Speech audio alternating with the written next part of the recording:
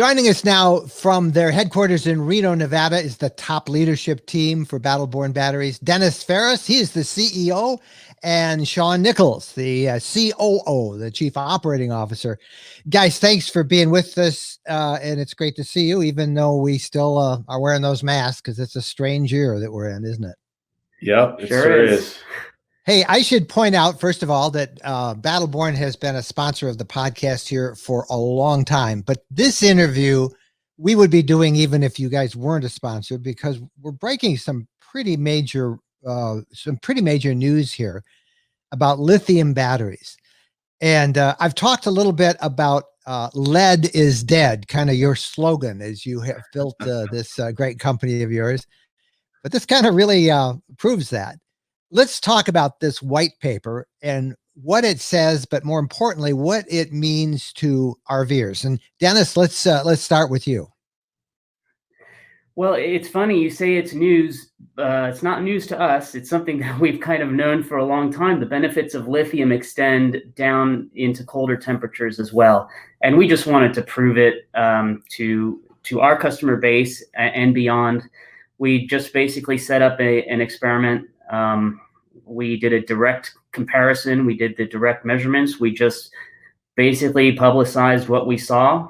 And you can, draw your own conclusions from that. But it's pretty clear that the benefits of lithium go beyond what a lot of people think, even at cold temperatures. And that's what I was trying to get at, and why it is news is because in the RV industry, there are still those who are clinging to lead and putting AGM batteries in their RVs that are, 2021 models, when lithium is widely available now, particularly from Dragonfly, your parent company, and Battle-Born.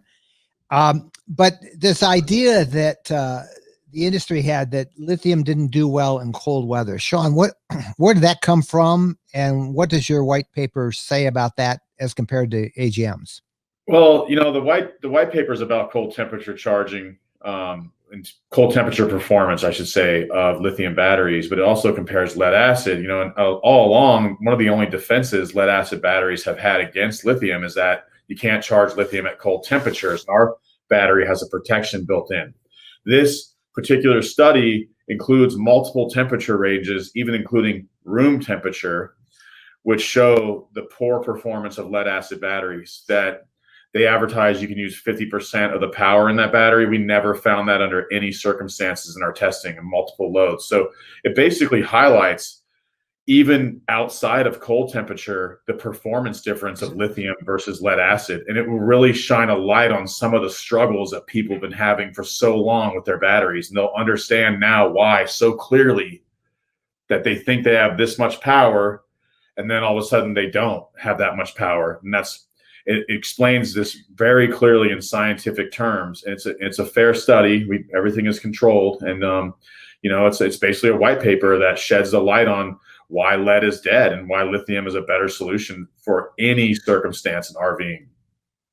Now this, we'll put some videos that go into the details, and we'll also show the actual numbers you got. But Dennis, start for a moment, if you would, and talk to us, help us all understand this idea of how much power you can really take out of a battery. And Sean just mentioned the 50% figure that people were talking about, even in warm weather. Maybe we could start with warm weather.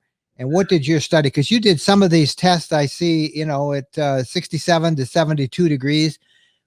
What compare the two, AGM versus lithium, and what you found? Well, what we did was we discharged the batteries, and we would cut the batteries off at the recommended voltage, the voltage recommended by by the manufacturer. And we did it at a variety of discharge rates, and we just wanted to see how many amp hours we got out of the battery.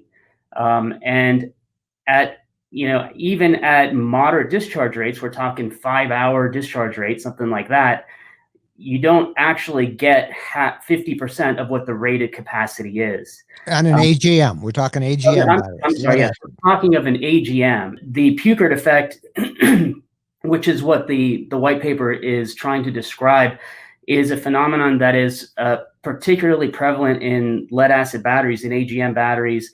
The faster you discharge the battery, the less capacity you actually get. We measured it directly. So when you say you only get 50% capacity, well, you actually get less than 50% capacity. A lot less, depending on the load size. The Pukert effect determines that the size of the load, the bigger the load, the less actual power you have deliverable in the battery. And lithium batteries are not affected by the Pukert effect. That's why, like Dennis was saying, to clarify, with lithium batteries, whether you pull the power out in an hour or 5 hours or 20 hours, you can still get the full amount of power. With lead acid, that changes significantly. And the results were quite shocking, in my opinion.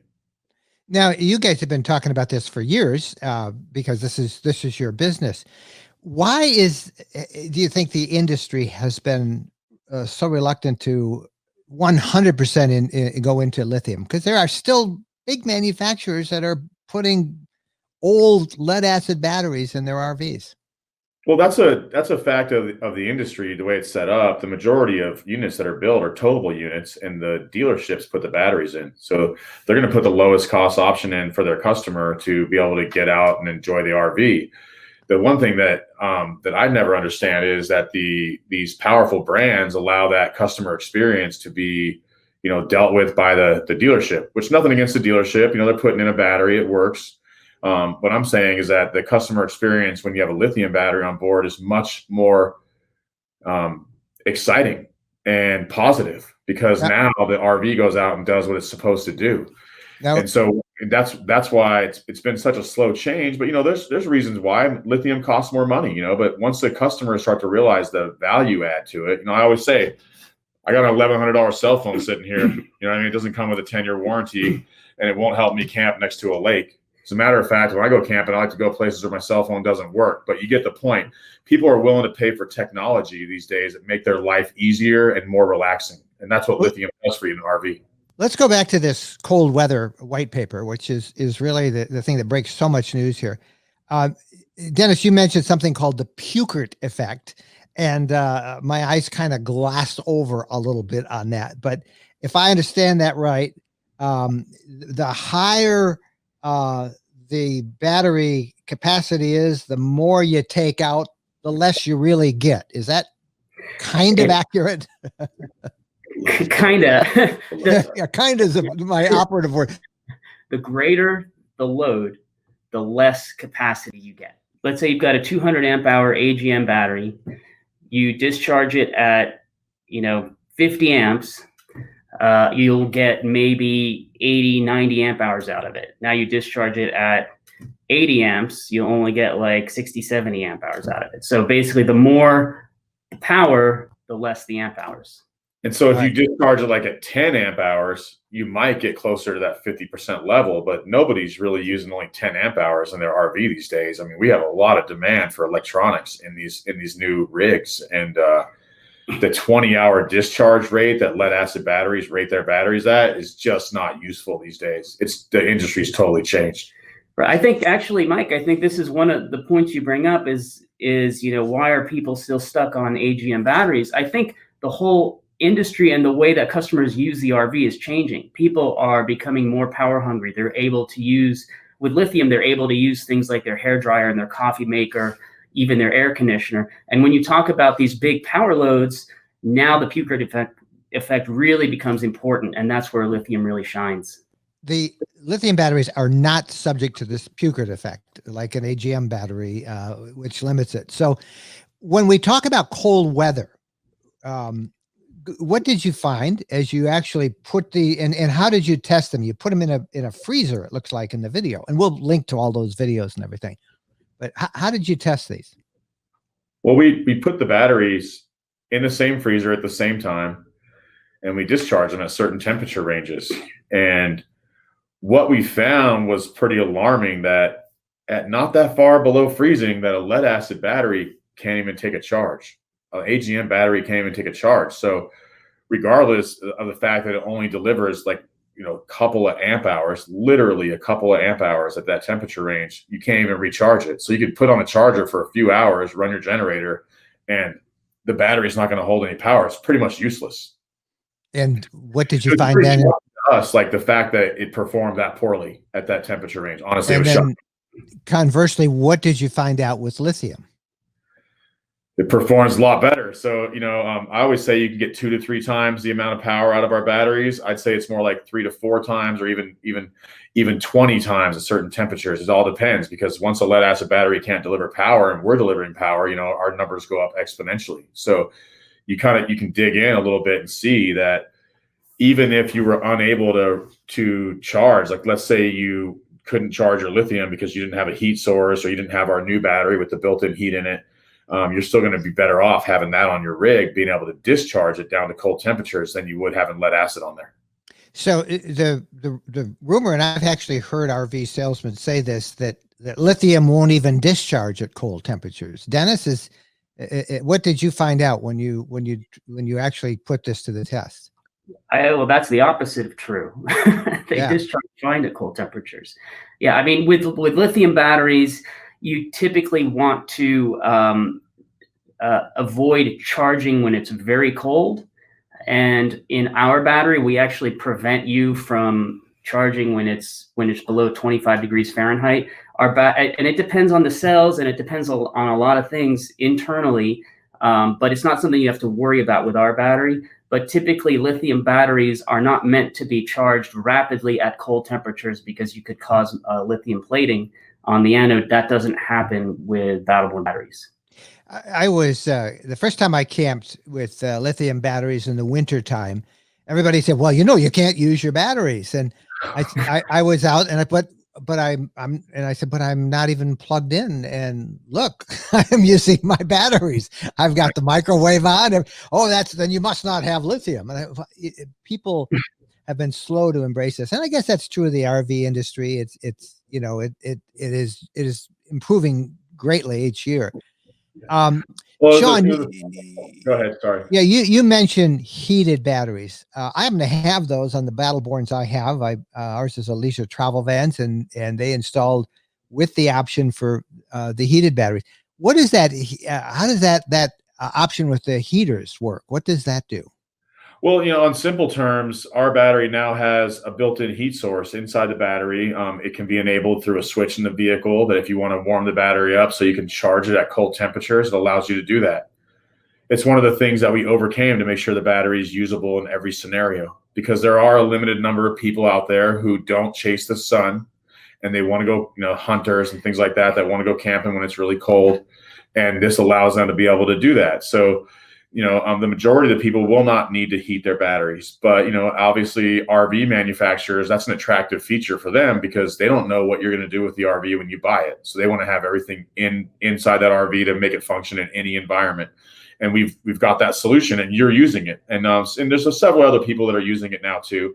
It's not really out to the public yet, but it will be launched on the Battleborn side, near the end of this month. We'll be launching that heat battery, the 112 with heat built in, for the customers that really demand that cold temperature performance.